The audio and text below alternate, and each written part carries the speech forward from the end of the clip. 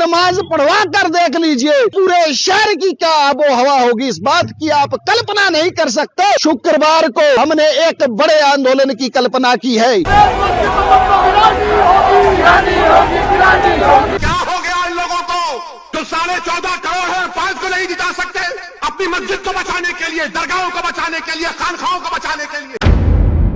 TV10 Bharat, सच की ताकत। नफरत के बाजार में मोहब्बत की दुकान खोलने वाले ही अब नफरत की आग को हवा दे रहे हैं। अब आप सोच रहे होंगे कि ये बातें किसके लिए और क्यों कही जा रही हैं। दरअसल हिमाचल प्रदेश में हिंदू संगठन जो है संजौली मस्जिद को लेकर जमकर बवाल कर रहे हैं। हिंदू संगठन अनशन पर बैठे हैं और कहते हैं कि इनका बिजली पानी काट दो, जुमे की नमाज इस मस्जिद में नहीं होनी चाहिए, अगर हुई तो इस शहर की आबो हवा जो है वो बदल जाएगी। इस तरह के अल्टीमेटम दे रहे हैं और सरकार चुप है। अब यहाँ पर सवाल ये है कि इस तरह की चीजें तो होती ही रहती हैं। हमने आए दिन जो है देशों में देखी है कि कहीं उत्तर प्रदेश में, कहीं मध्य प्रदेश में, कहीं गुजरात में, दिल्ली में भी इस तरह की चीजें देखने को मिलती हैं। लेकिन हिमाचल प्रदेश में आखिरकार ऐसा क्यों हो रहा है? सवाल इसलिए उठाया जा रहा है क्योंकि हिमाचल प्रदेश में कांग्रेस की सरकार है। लोगों ने कांग्रेस पर भरोसा दिखाकर हाथ को जिताया।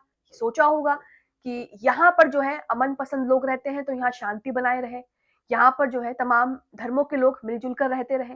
लेकिन उसी हिमाचल प्रदेश में अब क्या हो रहा है, इसके बारे में आपको बताएंगे।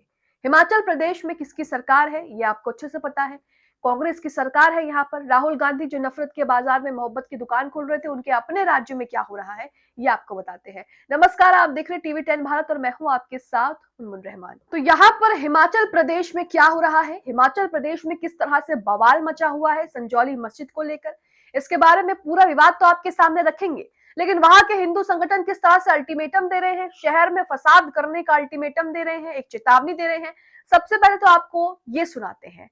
यहाँ पर वॉइस ऑफ मुस्लिम ने NDTV का एक वीडियो शेयर किया है जिसमें ये जो अनशन पर बैठे हिंदू संगठन के लोग हैं ये यहाँ पर क्या कह रहे हैं ये आपको सुनाएंगे। लिखा है, संजौली मस्जिद में नमाज बंद करवा दिया, पानी बिजली काट दी गई है।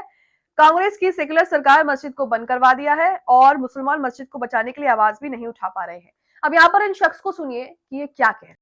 आप नमाज पढ़वा कर देख लीजिए, आप नमाज पढ़वा कर देख लीजिए, पूरे का पूरा शहर, पूरे के पूरे शहर की क्या आबो हवा होगी, इस बात की आप कल्पना नहीं कर सकते। तो यहाँ पर इन्होंने आपने इनका वीडियो सुना है कि ये क्या किस तरह से चेतावनी दे रहे हैं कि आबो हवा खराब हो जाएगी अगर वहां पर नमाज होती है। हमने पहले भी सरकार को चुनौती दी है लेकिन सरकार की तरफ से कोई बात करने नहीं आ रहा है।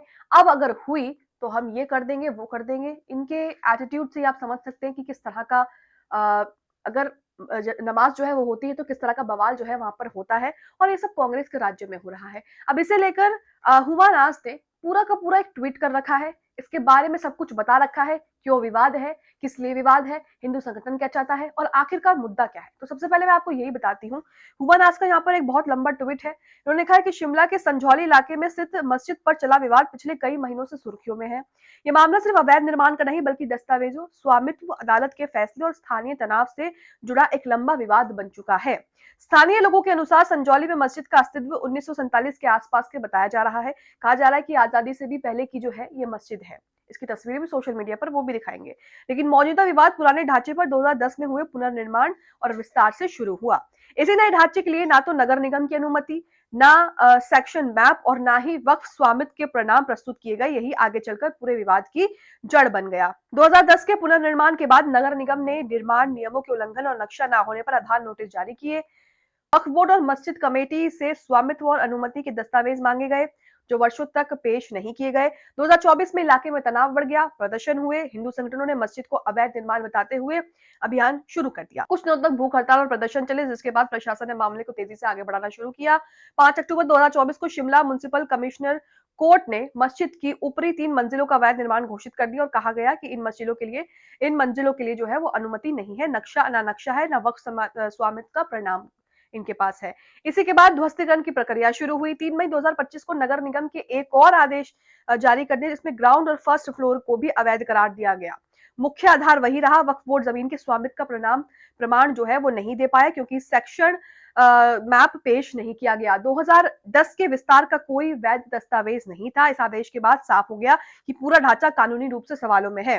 वक्फ बोर्ड और मस्जिद कमेटी ने इन आदेशों के खिलाफ जिला अदालत में अपील दायर की, लेकिन एडिशनल डिस्ट्रिक्ट एंड सेक्शन जज ने अक्टूबर 2025 में सभी अपीलें खारिज कर दी। अदालत ने स्पष्ट कहा, नगर निगम के आदेश सही है, निर्माण अवैध है। वक्फ बोर्ड कोई वैध कागजात यहां पर पेश नहीं कर पाया। पूरे अवैध ढांचे को 2 महीने के भीतर हटाना होगा। ये फैसला आने के बाद ये मामला प्रशासनिक कार्रवाई से सीधे न्यायिक आदेश में बदल गया। इस दौरान इलाके में लगातार विरोध प्रदर्शन होते रहे। कई दिनों की भूख हड़ताल और धरने ने माहौल को तनावपूर्ण बना दिया। प्रशासन ने शांति बैठकों और अतिरिक्त पुलिस बल की तैनाती के साथ हालात संभाले। अदालत ने स्पष्ट कर दिया कि पूरा अवैध निर्माण, ऊपर की 3 मंजिलें प्लस नीचे के जो 2 फ्लोर है वो ध्वस्त किए जाए। नगर निगम को ये कार्रवाई एक तय समय सीमा में जो है वो पूरी करनी होगी। वक्फ बोर्ड चाहे तो हाईकोर्ट, सुप्रीम कोर्ट जा सकता है, लेकिन अब तक उपलब्ध रिपोर्टों में ये सामने आया है कि अदालत के सामने कोई पुख्ता दस्तावेज नहीं रखा जा सका। संजौली मस्जिद का विवाद किसी एक आदेश का परिणाम नहीं, बल्कि 2010 से लगातार अनधिकृत निर्माण प्लस दस्तावेजों की कमी प्लस वर्षों तक अधूरे जवाबों की वजह से इस मुकाम तक पहुंचा है। 2024-25 में हालात बिगड़ने के बाद नगर निगम प्रशासन और अंत में जिला अदालत तीनों ने इसे स्पष्ट रूप से अवैध निर्माण माना और ध्वस्तीकरण को मंजूरी दे दी। अंत में सवाल सभी जिम्मेदार लोगों से है जो मुस्लिम हितैषी होने की बात करते हैं। मस्जिद तोड़ने का आरोप प्रत्यारोप लगा रहे हैं। इतने दिनों में कौन कोर्ट गया? किसने मस्जिद को बचाने की कोशिश की? किसी ने नहीं। सबको लगता है सोशल मीडिया पर बैठकर कानूनी लड़ाई लड़ लेंगे। कानूनी लड़ाई के लिए कोर्ट में जाना होता है। जहां तक मैंने अभी देखा है, कोई भी कोर्ट में नहीं गया अग्रिम कार्रवाई रोकने के लिए। क्यों नहीं गया, ये सवाल है। तो ये पूरा मामला एक ट्वीट से आपके सामने है कि क्यों विवाद हो रहा है, किस लिए विवाद हो रहा है और क्या इसके पीछे वजह है। अब सोशल मीडिया पर भर भर कर जो है प्रतिक्रियाएं आ रही हैं। कांग्रेस के जो मुस्लिम नेता हैं, जो बिहार चुनाव में जाकर कह रहे थे कि हम आपके मुद्दों को उठाने के लिए, आपके काम को सरकार तक पहुंचाने के लिए, आपके सवालों को सरकार तक पहुंचाने के लिए जो है वो संसद में बैठते हैं, विधायपालिका में बैठते हैं, लेकिन अब वही कांग्रेस के नेता जो है वो गायब है इस पूरे मुद्दे से। कांग्रेस के मुस्लिम नेताओं को ट्विटर पर टैग किया जा रहा है और उनसे सवाल किए जा रहे हैं, उनको भी ट्रोल किया जा रहा है, ये भी आगे आपको बताएंगे। कुछ प्रतिक्रियाएं आप अपनी स्क्रीन पर देख रहे हैं। उवैद मुजम्मा यहाँ पर कह रहे हैं, हिमाचल में कोर्ट के आदेश के बाद संजौली मस्जिद पर कार्रवाई हो रही है। संजौली मस्जिद के इमामों ने वक्फ बोर्ड और नगर निगम में पूरे कागज और वैध पंजीकृत नक्शा जमा नहीं किया और कोर्ट ने इनकी कागजों की कमी के चलते मस्जिद को अवैध निर्माण बताते हुए कार्रवाई की है। कांग्रेस सरकार को जांच बिठाना चाहिए तथा हाई कोर्ट या सुप्रीम कोर्ट से स्टे लेना चाहिए। हालांकि इसके लिए वक्फ बोर्ड को अपने कागज वैध और मजबूत करने होंगे। तो यहाँ पर आप देख रहे हैं। इसी के साथ दैनिक भास्कर की खबर में भी ये पूरा मामला बताया कि शिमला की संजौली मस्जिद में पढ़ने नहीं दे रही, नमाज जो है वो पढ़ने नहीं दी जा रही। बिजली पानी प्रशासन जो है वो काटेगा। हिंदू संगठनों का चक्का जाम हो रखा है। आमरन जो है वो लोग अनशन पर बैठे हुए कि जब तक यहाँ पर बिजली पानी नहीं काटोगे, मस्जिद को बंद नहीं करोगे, नमाज यहाँ पर नहीं रुकेगी, तब तक हम अनशन पर बैठे रहेंगे। इसी के साथ डॉक्टर महराज हुसैन यहाँ पर लिखते हैं कि रिपोर्ट के अनुसार संजौली मस्जिद की जमीन 1940 में दान की गई। 1947 में मस्जिद जो है वो निर्माण हुई और वक्फ डॉक्यूमेंट में भी मस्जिद दर्ज है। बीजेपी की पुरानी सरकार ने 12 लाख का दान भी इस मस्जिद को दिया है। आखिर अचानक ये मस्जिद अवैध कैसे हो गई? तो कोई ना कोई मुद्दा चाहिए ही होता है कुछ ना कुछ करने के लिए। इसी के साथ सोशल मीडिया पर जो वीडियो हमने शुरुआत में सुनाया उसको लोग जो है शेयर कर रहे हैं और कह रहे हैं कि कांग्रेस जो गवर्नमेंट है वहां पर वो क्यों ऐसे लोगों पर एक्शन नहीं ले रही है जो लॉ ऑर्डर वहां पर खराब कर रहे हैं। जैसे कि शुरुआत में आपने उस शख्स को सुना। वही वसीउद्दीन सिद्दीकी कहते हैं कि मंदिर, मस्जिद, चर्च, गुरुद्वारा ईमान और आस्था की जगह है। हिमाचल प्रदेश में संजौली मस्जिद को लेकर जारी विवाद चिंताजनक है।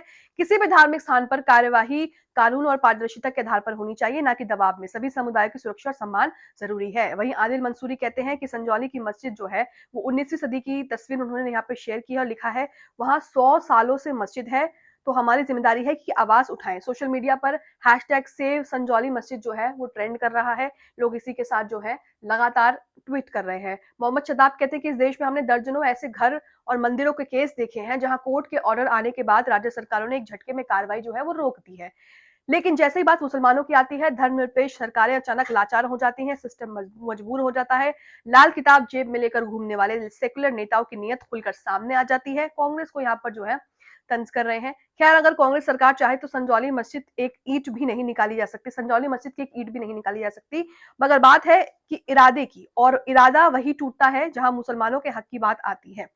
तो सोशल मीडिया पर जमकर जो है वो कांग्रेस को और कांग्रेस के नेताओं को ट्रोल किया जा रहा है। भारत जोड़ो यात्रा राहुल गांधी ने की थी, आप सभी ने देखी। बहुत ही ज्यादा उस यात्रा को कहा गया कि ये यात्रा जो है वो देश में एक नई लहर लाएगी कि सभी जो देश के मुसलमान, जो देश में नफरत का माहौल इस वक्त बना हुआ है, उसको जो है उसका जो है ये जो भारत जोड़ो यात्रा की गई है, उससे जो है अच्छा खासा असर पड़ेगा। लेकिन उनके खुद के राज्य में क्या हो रहा है, ये अब जो है सवाल बनते जा रहे हैं कि आखिरकार इस पर कोई एक्शन क्यों नहीं लिया जा रहा। आदिल मंसूर ने लिखा है कि आजादी से पहले बनी संजौली की मस्जिद पर कार्रवाई हो रही है, आप सभी आवाज उठाएं। कहा जा रहा है कि शिमला में जो मस्जिद है ये 1947 से भी पहले बनी है, यानी कि आजादी से पहले की ये जो है वो मस्जिद है।